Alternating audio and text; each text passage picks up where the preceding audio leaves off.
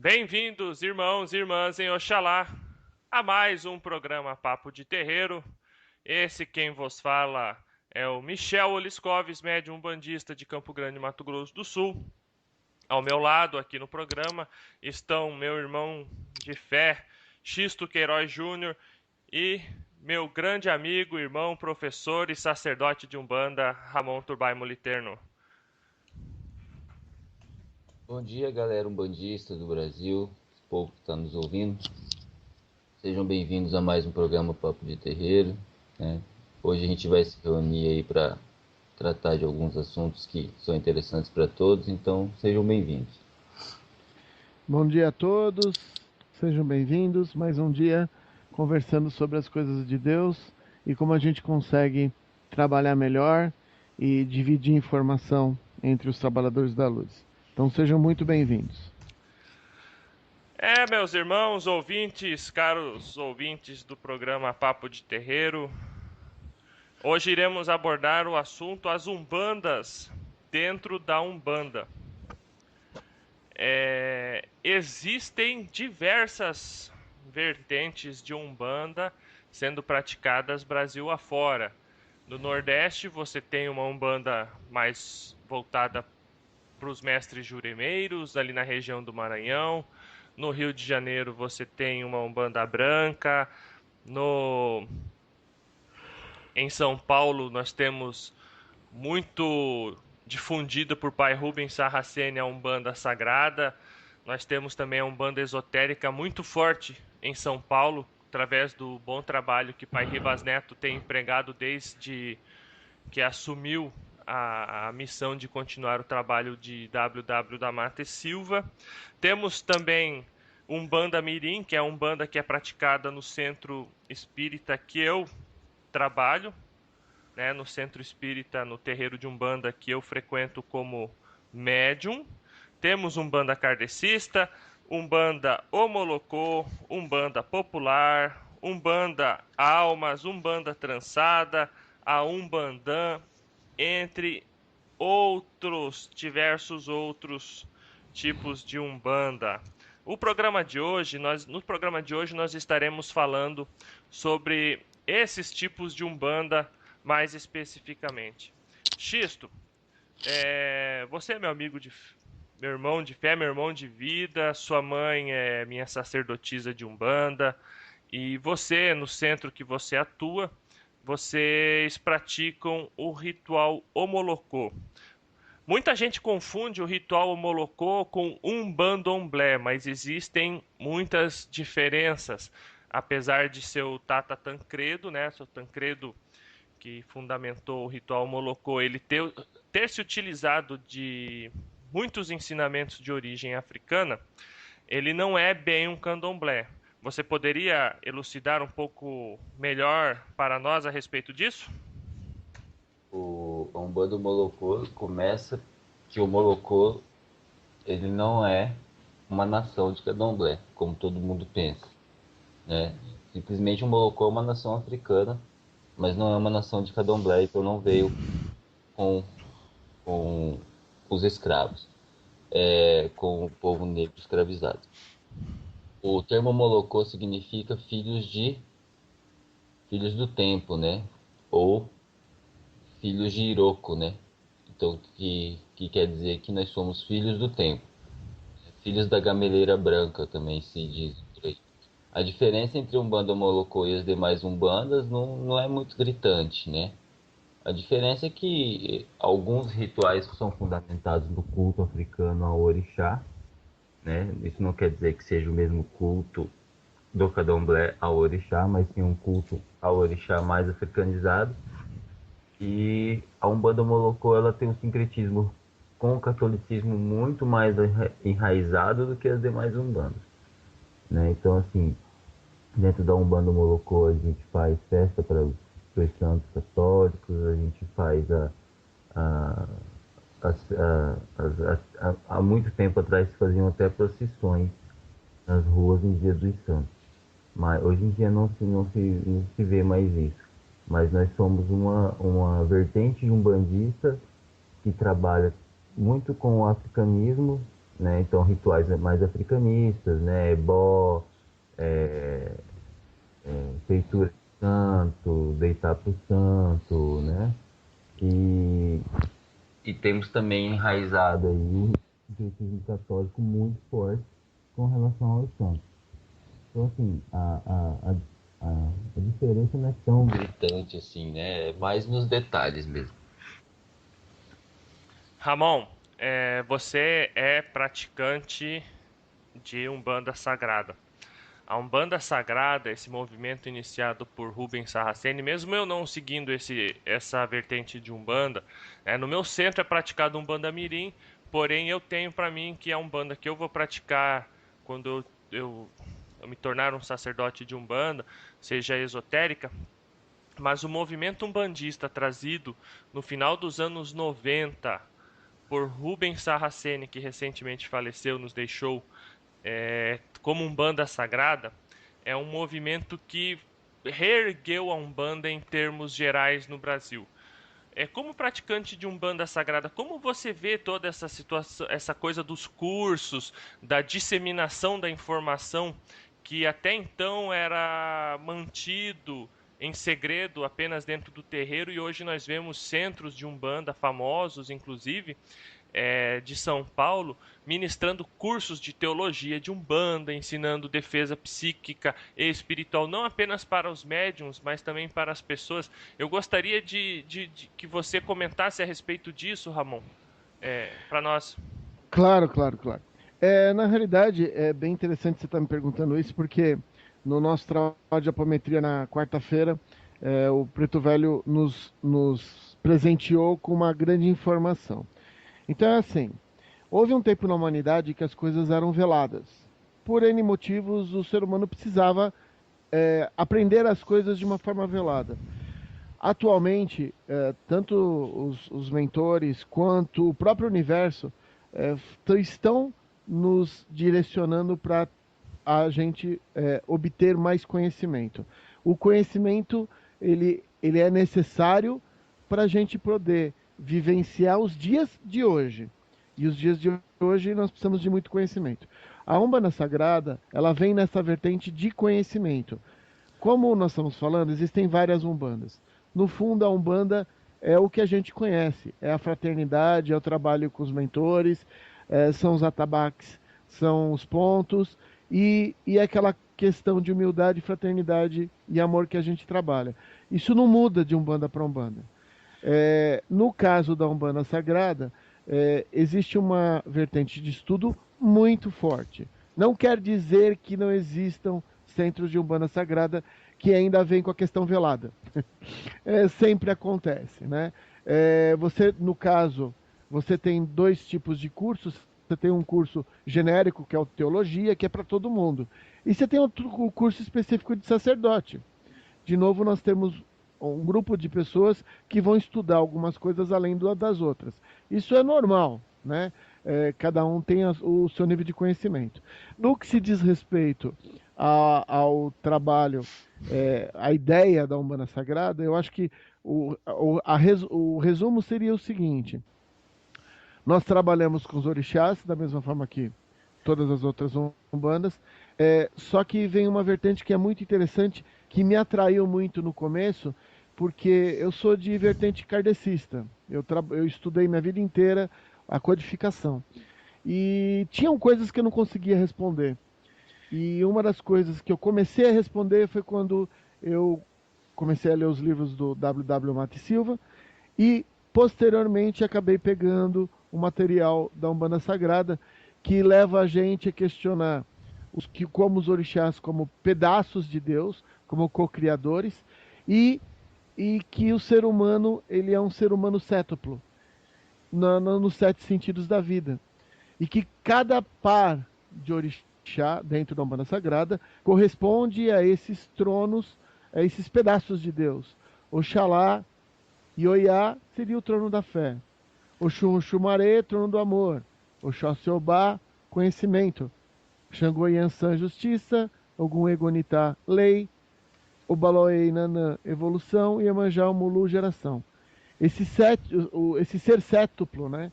é uma das vertentes mais interessantes, porque explica muita coisa, inclusive na caída das pessoas, porque as pessoas caem.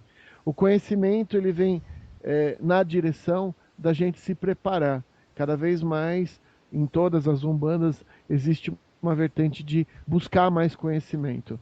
E uma das coisas que a gente está fazendo, né, no nosso programa, no Papo de Terreiro, é levar esse conhecimento, né? Que às vezes cada umbanda fechada nela acaba não tendo a visão das outras. Mas a ideia básica é essa, Michel. É bastante interessante porque ensina-se as pessoas a se defenderem, né? Uhum. Eu estou elaborando material sobre ervas e ainda ontem lá no centro, lá no terreiro, antes do início da gira, após a palestra que nós proferimos antes do início da gira, estava conversando com alguns consulentes, né? E eles perguntando, eu posso fazer banho disso, banho daquilo? Eu falei, gente, ó, eu devo terminar meu material de ervas, aí em um mês no máximo. Semana que vem eu já estou mais tranquilo, já vou poder voltar a trabalhar nele. E vou disponibilizar o PDF para todo mundo. O intuito de fazer o material sobre ervas não é levar a Umbanda velada, o segredo do magnetismo de dentro de Congá, de dentro de terreiro, para casa das pessoas, mas ensinar as pessoas a se defenderem. Eu acho que esse trabalho de Rubens Saraceni se torna importante nisso. A pessoa vai no centro, vai no terreiro, se orienta com os guias e mentores espirituais e aprende também a se defender em casa. Isso é bom por quê? Porque antigamente nós tínhamos, né, o Xisto sabe disso, que recentemente ele teve que ir com a mãe dele, minha mãe de santo, minha sacerdotisa de Umbanda, na casa de uma pessoa para fazer bate-folha. Se você ensina a pessoa a se defender, você não precisa ir na casa dele fazer isso. Então a ideia de você disseminar a informação é isso, você ensinar a pessoa a firmar um anjo de guarda, a fazer um banho. Nossa, eu vou pegar umas folhas de guiné e vou botar na água que eu vou passar pano aqui em casa para dar uma descarregada, a energia está um pouco pesada e tal. Depois disso, no dia seguinte, eu vou botar um pouco de mel e vou passar o pano com um pouco de mel, fazer um banho mais doce, algo mais doce para trazer um pouco mais de harmonia para dentro do lar e outras coisas. Então, não é. As pessoas confundem, as pessoas têm a ideia errada de que falar de Umbanda para consulente não é abrir o conhecimento que apenas quem pratica deve ter. A ideia não é que a pessoa possa fazer uma tronqueira na casa dela. A ideia é que a pessoa possa se utilizar de elementos para se proteger, defender a harmonia do lar que ela se encontra. E isso Rubens Saraceni e o movimento de Umbanda Sagrada contribuiu muito fortemente para todos nós. Xisto, você tem dentro da sua família as duas vertentes, né, Xisto? Tanto a vertente kardecista quanto a vertente umbandista, né? Você poderia explicar um pouco sobre a diferença delas? Entende você como familiar?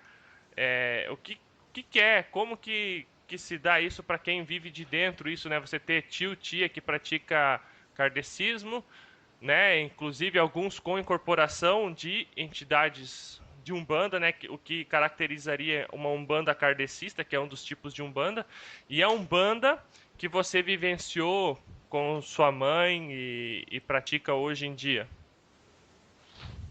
Primeiro que é uma coisa meio chata, assim, você discutir com kardecista, né?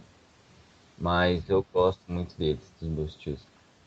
A gente tem uma família aqui em Mato Grosso do Sul que ela é muito dentro do espiritualismo, digamos assim, é muito forte, né? Então, assim, o, o nosso nome aqui, o nome da minha família aqui em Campo Grande especificamente, quando se trata de espiritismo, é muito respeitado.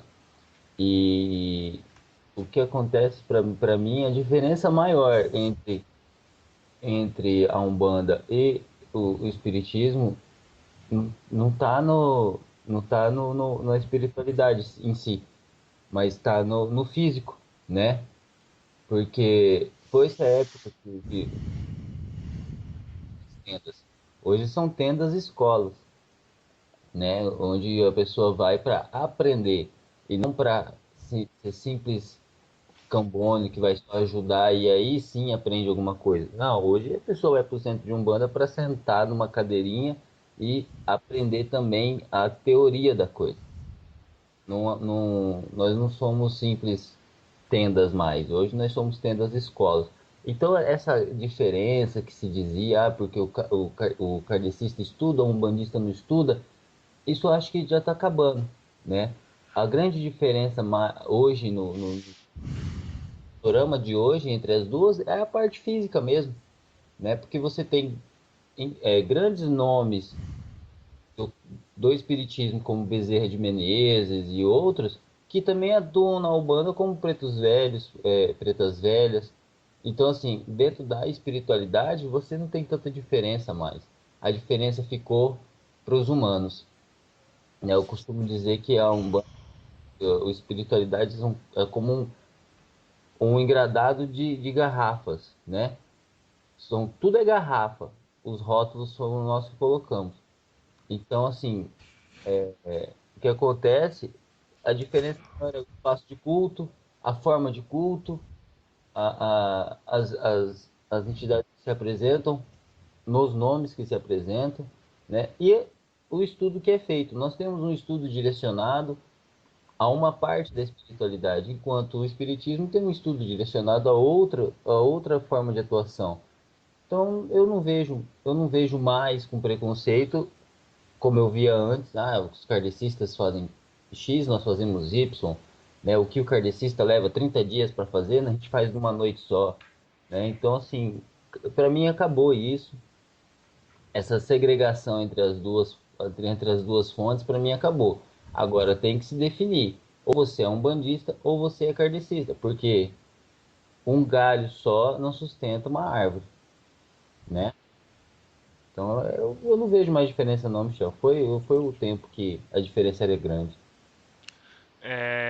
Realmente a Umbanda kardecista ela ainda é praticada, né? Nós temos aí centros de kardecistas, inclusive, por exemplo, aqui em Campo Grande, o Centro Emmanuel, que é um centro bem grande, diga-se de passagem, hoje é dirigido espiritualmente pelo senhor Zé Pilintra.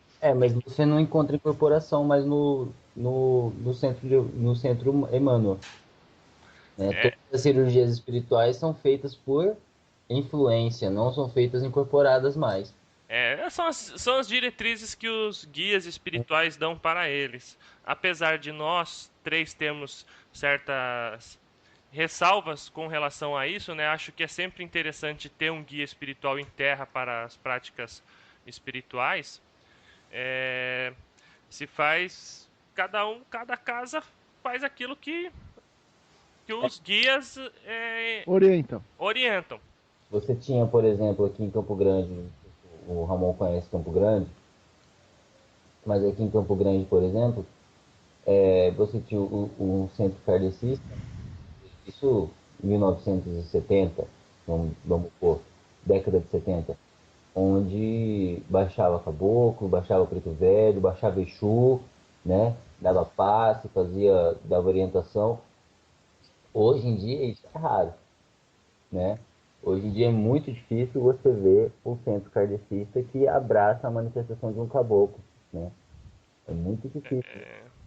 Então, assim, É, isso tinha que ser reestudado. Olha, gente, é espiritualidade. Vamos deixar fluir, né? Agora, e outra coisa, né? Acho que a gente tem que respeitar a forma vibratória de um caboclo.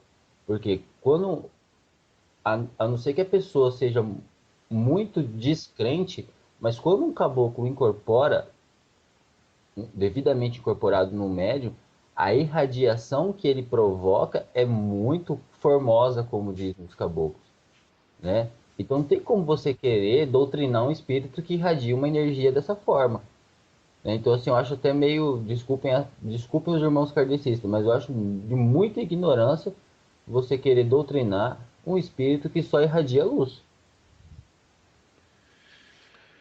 Ramon, Oi. eu tava vendo esses dias atrás, né? Porque é interessante, né? Ainda nós aqui, 2015, século 21, ainda temos, depois de Cristo, né? Temos ainda dificuldades em implementar isso, essa juventude nossa, essa coisa nova de trazer o estudo, abrir, né? Estudos para consulência. Eu estava vendo um vídeo do Norberto Peixoto, que durante muito tempo foi orientado por Ramatiz, e Ramatiz o comunicou recentemente que a missão de Norberto junto a Ramatiz estava encerrada, né?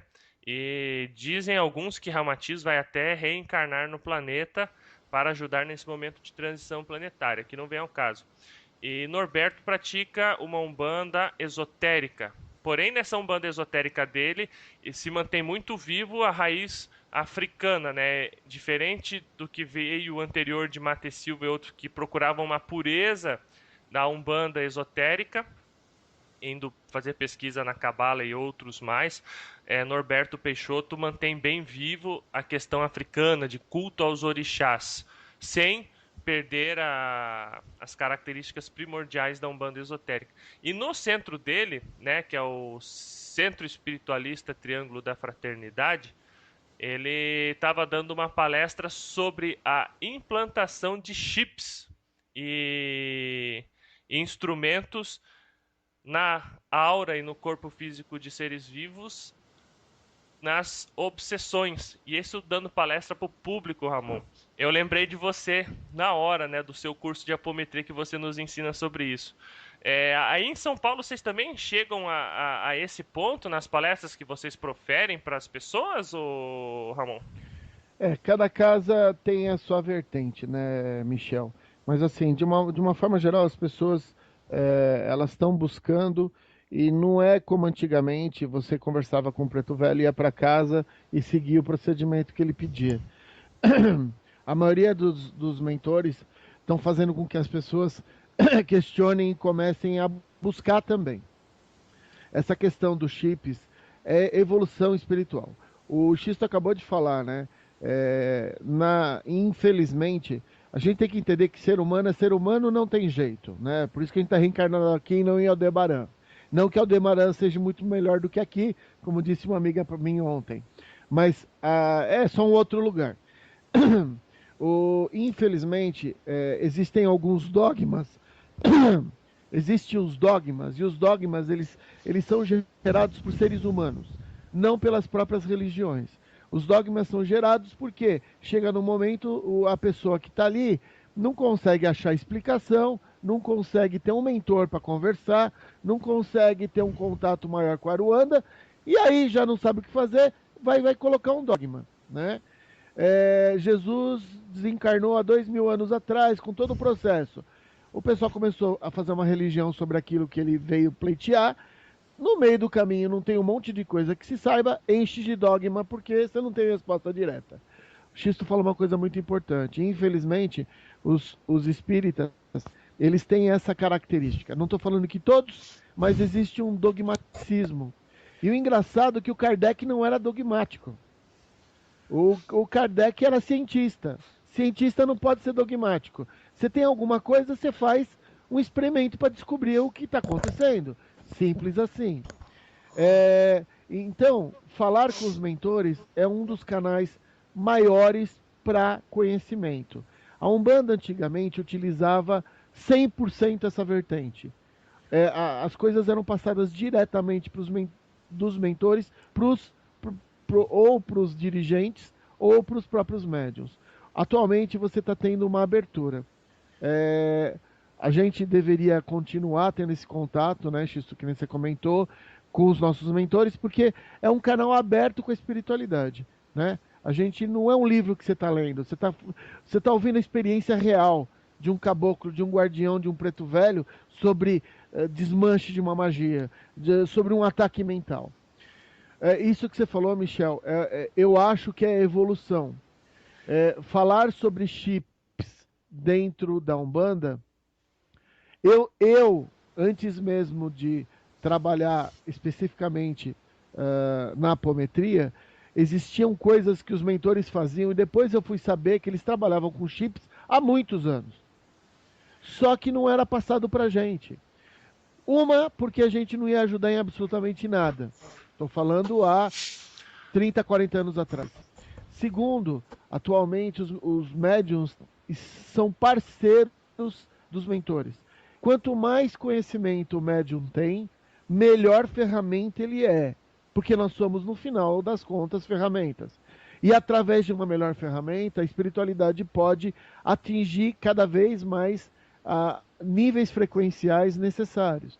Então, eu acho muito bom, Michel, que dentro de um trabalho de Umbanda se fale sobre chip, porque é uma coisa que está acontecendo, é obsessão complexa, a gente trabalha com isso na apometria, eu trabalho com isso dentro da Umbanda com os meus mentores, mas a maioria dos médiums está fazendo isso e não sabe. Outro dia um reikiano me perguntou, eu posso usar, porque você tem o chip negativo, que a gente chama de chip, e você tem o chip positivo para ajudar a pessoa, que a gente chama de MOF. É um chip também, só que ele é feito pela luz. O reikiano virou para mim e falou, poxa, eu posso usar esse chip positivo? Eu falei, olha, você já está usando faz tempo que você não está sabendo. Mas normalmente quem traz esses chips positivos de luz para ajudar as pessoas são os mentores. A gente tem uma intuição de colocar a nossa mão na hora que a gente for dar o passe na nuca da pessoa. Você está pondo um chip ali positivo, que se chama MOF. Então, Michel, eu acho que conhecimento é a base da nossa religiosidade atual. Quanto mais a gente conhece, mais a gente conhece Deus e nós somos melhores instrumentos. Quanto mais as pessoas levarem informação, mais a gente vai conseguir ajudar a pessoa. Porque a gente tem que lembrar que a pessoa que está passando com o nosso caboclo, o nosso preto velho, ela está ali no centro naquele dia. Quando ela for atacada na casa dela, ela precisa ter recurso. Então, informação é importante. E óbvio que tem informações que a pessoa pode inverter, e a gente tem que tomar cuidado com alguns tipos de informação. Isso não é restringir informação, é preparar pessoas para receber informação. Agora só para descontrair um pouco, né? Então o assunto está legal, assim, mas ficou muito sério. Para descontrair um pouco, eu fico imaginando o pessoal indo embora para casa depois de uma palestra dessa. O cara chega em casa, tira a roupa toda, vai para frente do espelho e começa a caçar o chip. Xisto tem que haver também sintonia vibratória para instalação de chips, entende? Não, amiga, tô falando assim, uma pessoa do nada que nunca foi lá, a primeira vez que tá indo.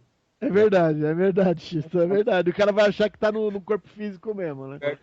Começa a falar, não, por causa do chip, não sei o que e tal. A pessoa vai pra casa, tira a roupa do pé do espelho e começa a caçar o chip.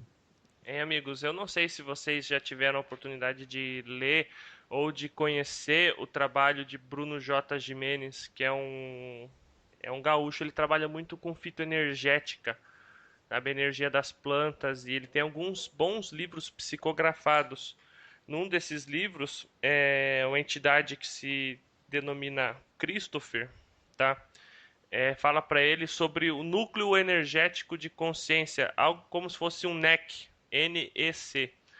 Que eu acredito que seja algo bem parecido com o que o Ramon está chamando de MOF, que são núcleos energéticos que as pessoas, né, quem trabalha com reiki, quem trabalha com cura vibracional através de chakras, médiums, curadores, eles acessam e pode implantar na pessoa que está recebendo o passe, inclusive em si mesmo, entende? Ensina algumas técnicas e é bastante interessante, entende? Você se eleva vibratoriamente e você consegue trazer na sua mão o núcleo energético de consciência e aí você consegue aplicar na pessoa nos lugares onde existem bloqueios energéticos. Seria mais ou menos isso o MOF também, Ramon? Eu acho que sim, Michel, porque na realidade a gente tem que imaginar o seguinte: Uma das vertentes que eu sempre trabalhei muito foi assim. Você tem que encontrar a mecânica da espiritualidade e ela existe. Tecnologicamente, eles estão muito mais avançados do que a gente aqui. Eu estou falando tanto da luz quanto da ausência dela. Eles tecnologicamente estão mais avançados. Hoje nós estamos falando com vocês via web, cada um de nós está com o nosso computador, nós estamos com fone de ouvido, estamos gravando esse programa. Isso é tecnologia. No mundo espiritual, você tem a tecnologia pertinente e as vibrações e as frequências dela também. E quando a gente fala de chip, normalmente a gente está falando de uma coisa negativa colocada por obsessores técnicos negros, técnicos que trabalham nas zonas de abismo e vales. Esses caras, eles são densos, eles trabalham com uma tecnologia muito densa, condizente com o nosso duplo etérico, que é um dos corpos espirituais que a gente tem.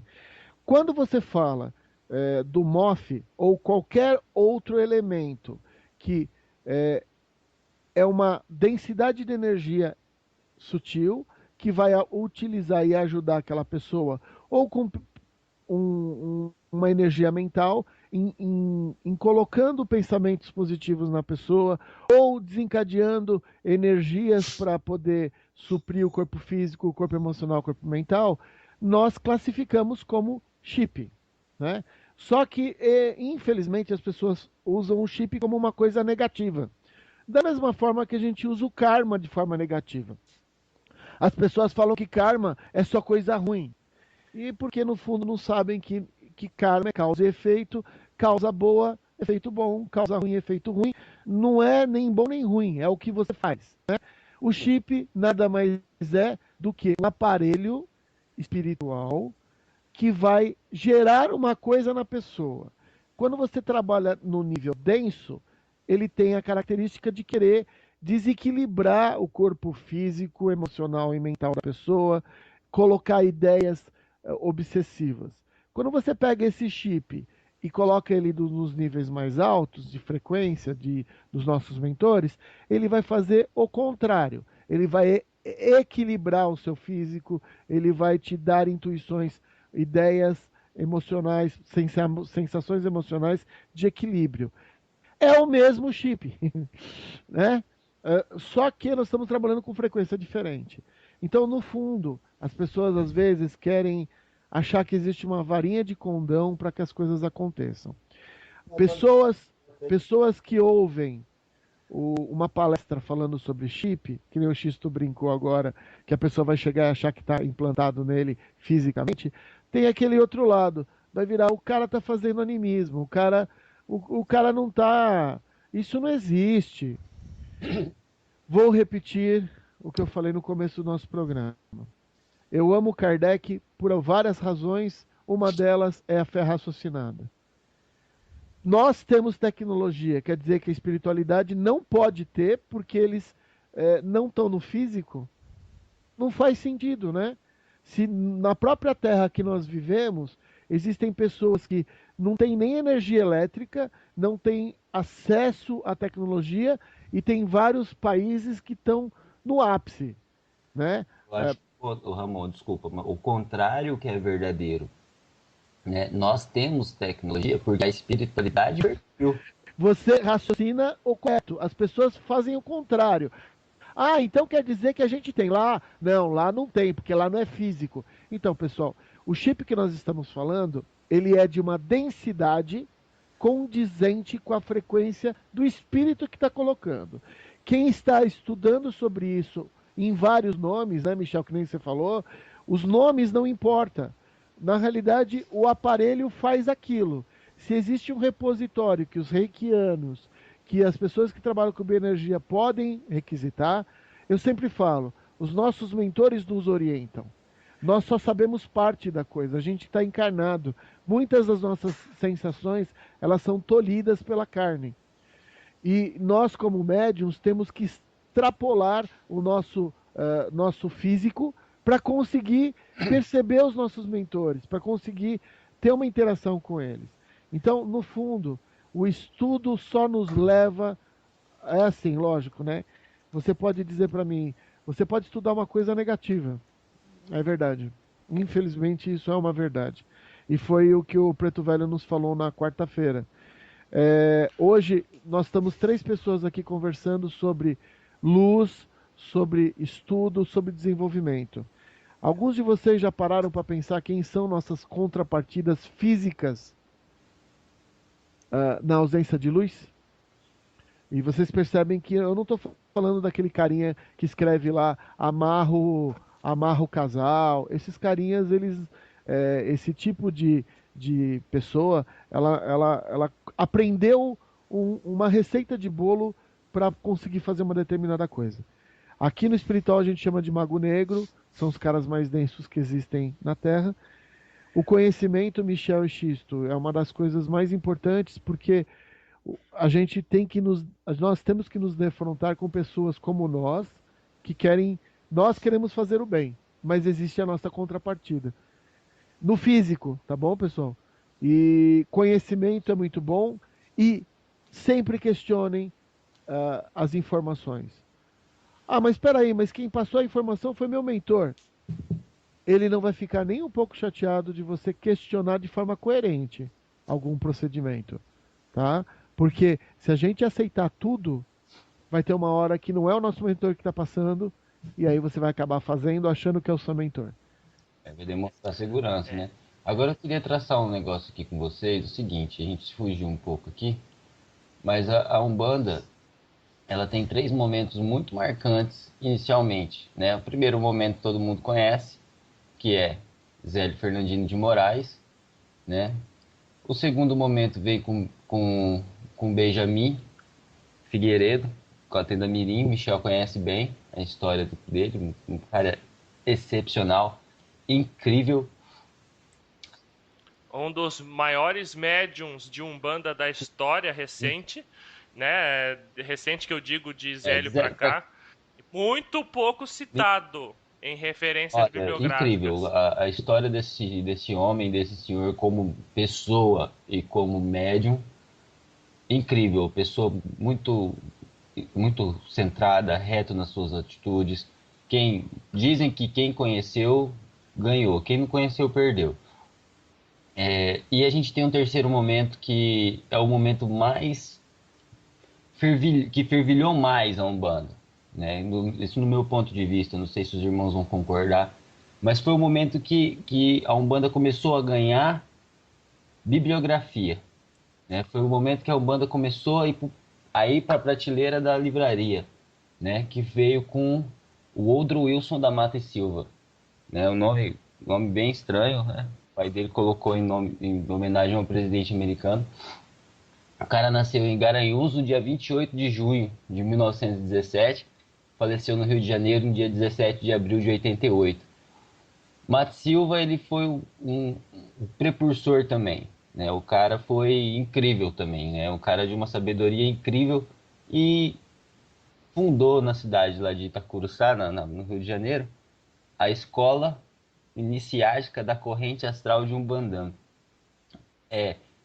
Esse trabalho que ele fez, até Mata e Silva, era tudo muito parecido, né?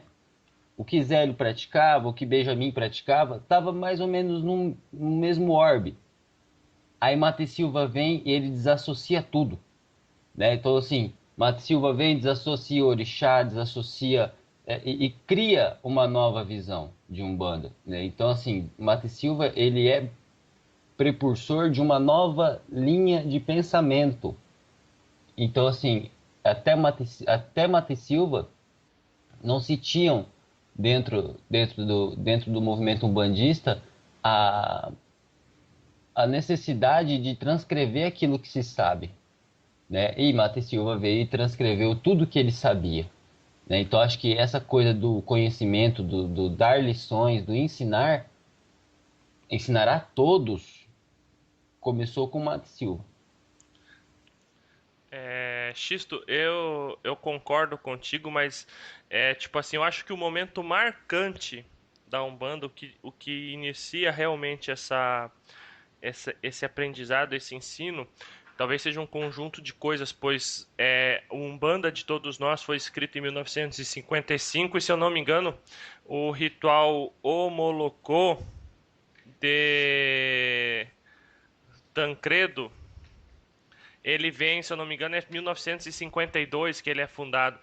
Foi na década de 50 que nós tivemos o início, esse boom Só de escrita, de livro, de tipos de Umbanda, novos tipos de Umbanda, entre outros. Inclusive tivemos obras maravilhosas como Umbanda de Todos Nós, e nós temos autores, eu não vou citar o nome porque não vale a pena citar o nome, que em 1951 escreveu um livro e nesse livro diz que Exu é o demônio.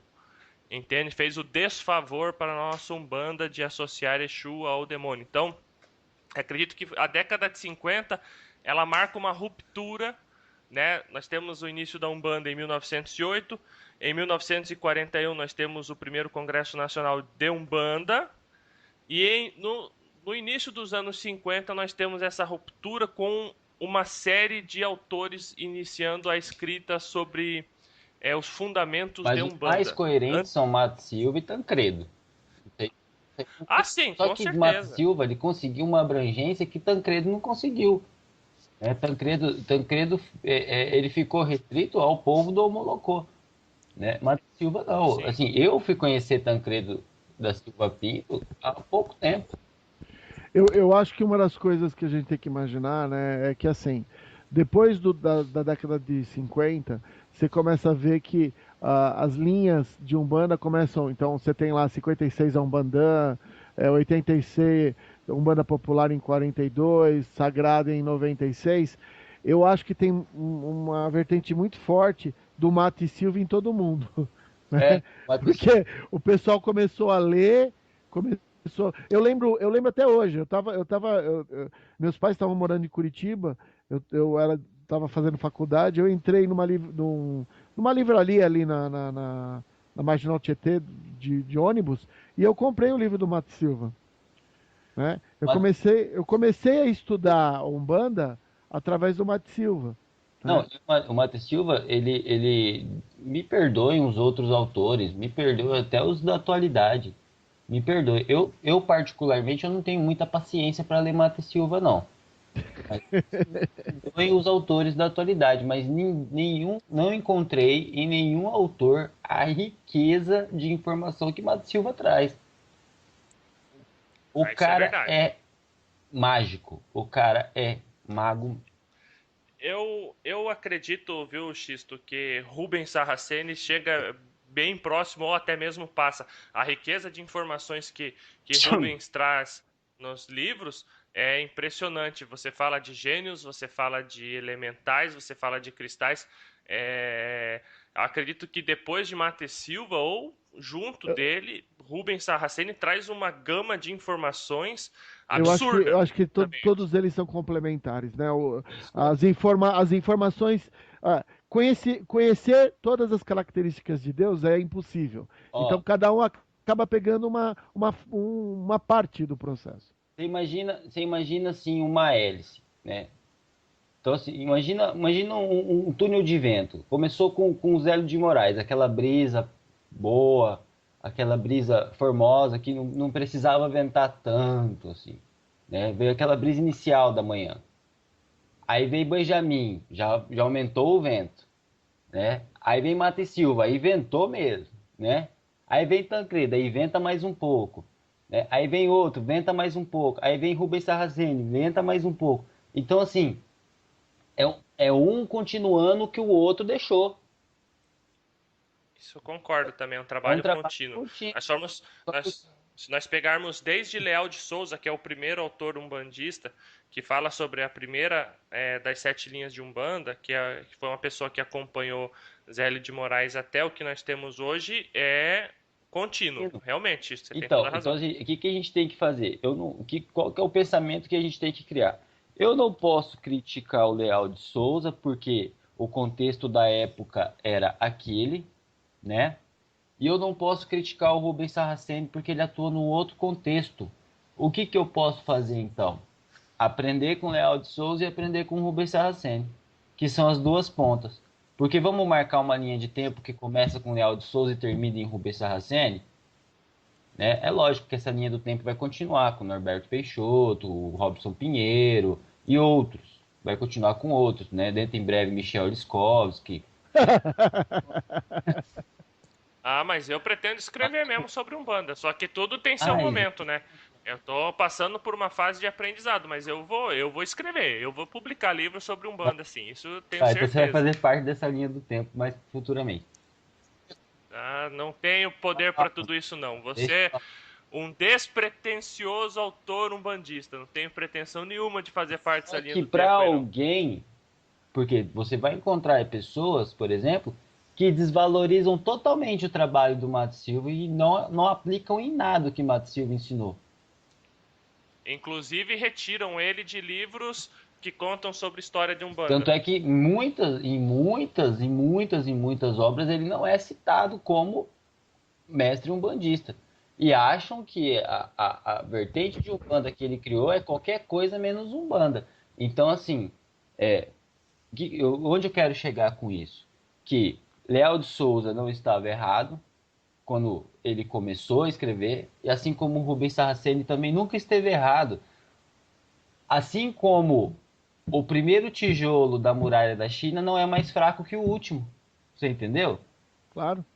É a posição temporal de cada um permite escrever certas coisas, permite trazer alguma coisa. Na época de Leal de Souza, a Umbanda ainda não, os umbandistas ainda não estavam prontos para aprender certas coisas. Assim como ainda vamos ter outras coisas a aprender que Rubens Saraceni não deixou, que vão vir por outros médios. É Então, isso aí. a gente tem que entender a linha de tempo em que a gente se enquadra no momento. Nós estamos numa faixa de tempo, nós, umbandistas da atualidade, estamos numa faixa de tempo para estudo entre Mata e Silva e Rubens Saraceni, que são os dois autores que a gente mais lê. Então, assim, a gente ainda não está ainda num nível de conhecimento que a gente poderia pensar assim, não, agora nós já sabemos tudo. Não, ainda vão vir outros autores que vão trazer novas formas de outras visões de Umbanda que vão acrescentar e enriquecer tudo aquilo que os autores do passado já nos deixaram. O que a gente não pode deixar é o seguinte, agora eu estou estudando Rubens Saraceni, então Mato Silva fica para lá, eu não quero mais saber de Mato Silva, esquece o que Mato Silva me ensinou. Entendeu? A gente não pode desvalorizar um cara, por exemplo, que saiu lá de Garanhuns, lá do nada, né, que nunca frequentou um terreiro de Umbanda, a não ser o dele mesmo, né, e que deixou uma gama de conhecimento valorosa para todo mundo, que influenciou, inclusive, esse grande nome que nos deixou há pouco tempo, que é Rubens Saraceni, que influenciou uma galera aí. Então, assim, É acho verdade. que esses três primeiros momentos da Umbanda são os mais importantes. Depois tudo é continuidade. Porque Zélio de Moraes, Benjamin Figueiredo e Mata e Silva é um momento de construção. O que veio depois é o momento de lapidação, né? Como uma casa. Veio Zélio, fez o alicerce. Veio Benjamin, pôs as paredes. O Mata e Silva veio, botou o telhado. O resto veio, rebocou, pintou, botou piso, né? E aí a casa tá se construindo. Teve alguns que quebraram Aí parede. vem um filho desgraçado e me risca a parede com lápis de cor. Aí você tem que ir lá e pintar de novo. Mas acontece. Acontece. É aprendizado, né? Então, assim, a gente tem que entender que de Zélio de Moraes a Mata Silva, o tijolinho foi colocado no lugar, né? Então você tem a Umbanda de Zélio, que eu não gosto de classificar como Umbanda branca, porque para mim toda Umbanda é branca. Então, Umbanda de Zélio, aí vem Umbanda Mirim, e aí vem Umbanda Esotérica de Mato Silva. Isso construiu um alicerce. O que veio depois veio só para completar o que eles tinham deixado. Aí você tem hoje um Rubens Saraceni, né, que, vamos dar um exemplo bem grosseiro, colocou a banda larga dentro da casa, né? Então, é aquela coisa assim que a gente tem que aprender com todos. É lógico que cada um tem seu filtro. tem coisas que que eu vi com o Mato e Silva que eu não concordo. Assim como tem coisas que eu não gosto no Rubens Saraceni, que é a maioria das coisas. Assim como tem coisas que eu não gosto no Norberto Peixoto. A gente tem o nosso senso crítico. Agora, eu acho de uma sacanagem tremenda você desassociar Mato Silva da Umbanda. É a mesma coisa que você falar que não foi Zélio que fundou. Concordam? Ou eu tô falando besteira? Não, é isso mesmo, cara. Cada um tem o seu cantinho. Eu penso o seguinte, um dos pontos polêmicos de Mate Silva foi justamente a questão de trazer o Umbandã, né, ou a origem ancestral de Umbanda, e não citar o próprio Zélio de Moraes. Eu acho que Mate Silva pisa na bola. Independente de nós sabermos que a corrente astral de Umbanda existe, é anterior ao orbe, isso por próprio Ramatiz fala isso, é anterior ao nosso orbe, tá? Ao planeta Terra. A corrente de astral de Umbanda já existe, mas a Umbanda que nós conhecemos hoje foi trazida em Terra por Zélio de Sim. Moraes. É o marco inicial da Umbanda, fundador, pai da Umbanda é ele. Então acho que Mate Silva peca nisso, e isso Mate Silva foi muito polêmico, né? Vamos ser bem honestos, né? Apesar de eu adorar Mate Silva, eu tenho praticamente todos os livros dele e gosto muito dele. Ele foi também bastante controverso na sua época e acredito que isso contribua para a rejeição que ele sofre nos dias de hoje. Mas controverso Mato Silva pisou realmente na bola quando ele desassociou Zélio de Moraes à chegada da Umbanda. Assim como também outros autores pisam na bola também, aí até hoje pisam na bola. A gente tem exemplo aí, não pisou na bola escrevendo, mas pisou na bola aí com um curso que ofereceu. Era um cara que eu gostava muito, deixei de gostar porque o cara queria me cobrar 600 pau para fazer projeção astral. Pô, eu faço isso sozinho com o meu mentor, entendeu? Então assim, cada um pisa na bola de um jeito, né? Agora, o cara é menos porque ele pisou na bola uma vez? Não. E outra, né? Se tá vivo, tá em É evolução. lógico. Entende? Todos somos pecadores, né? Esse negócio de pecado da Igreja Católica, a gente pode trazer para cá nesse sentido. Todos nós Lógico. erramos, né? Estamos em aprendizado, É faz isso por parte. O que menos erra aqui é o Ah, tá Ramon. bom. Pode deixar. É porque eu tô falando, né? Tá que o bom. Miguel falou é a coisa, a verdade mais, assim, a mais pura verdade. Tá vivo, tá evoluindo, né? Amanhã ou depois, esse autor que eu tô citando pode acordar e falar assim, puxa, acho que eu tô fazendo errado de cobrar 600 pau para ensinar a projeção astral, né? Pode ser, né? Amanhã ou depois eu posso acordar e falar assim, não, vou dar uma atenção pro Rubens Saraceni aqui, vou dar uma lida no Rubens Saraceni, porque eu particularmente, eu não leio o Rubens Saraceni. Eu não gosto. Mas amanhã ou depois eu posso acordar e começar a ler, né? Tudo chega num ponto comum, né? Uma hora tudo evolui, as pessoas mudam e teoricamente teriam que mudar para melhor, né? Então assim, é lógico que o mudar para melhor depende de nós e não vai ser a vertente umbandista que você atua que vai fazer você ser o melhor médium ou um médium pior, né? Desde Zélio até Rubens Saraceni, toda a vertente de Umbanda é boa. Ruim são as pessoas que estão lá dentro. Assim como todas as filosofias, os homens é que as estragam. A filosofia foi trazida do alto pela razão e pela necessidade. Com certeza. Bom, irmãos, nosso tempo está estourando hoje. Vamos começar as considerações, né? Eu gostaria de agradecer. Acho que esse papo foi bastante interessante. Acho que mais para frente nós poderíamos voltar a debater esse assunto, né? Os tipos de Umbanda dentro da Umbanda e poder falar mais sobre outros bons nomes que temos dentro da Umbanda. Eu gostaria de agradecer a Deus, ao nosso Criador, pela oportunidade de estar aqui fazendo esse despretensioso trabalho, né? Humilde trabalho que é estar ao lado de Xisto e de Ramon aqui gravando esse humilde programa Papo de Terreiro, onde eu tenho a oportunidade de aprender com meus irmãos que têm mais tempo de cancha do que eu, né? Apesar do Xisto ser mais novo que eu, o Xisto tem mais tempo de Umbanda do que eu. Então, são pessoas que passam para mim a experiência vivida por eles, entende? E cada programa é uma oportunidade de aprendizado maravilhosa. Queria pedir que Deus abençoasse você, Xisto, você, Amém. Ramon, que o Pai Oxalá abençoasse a semana de trabalho de cada um de vocês. E para vocês que nos ouvem, um abraço, um axé fraterno do Michel e até o próximo programa. Pessoal, obrigado pela presença de vocês aí do outro lado. Eu sei que às vezes eu me excedo, né? Eu sou muito militante, né? Então, assim, eu vou me exceder mesmo, né? Aos irmãos que gostam, muito obrigado. Aos irmãos que não gostam do meu jeito, me desculpem, mas vai ser difícil de eu mudar.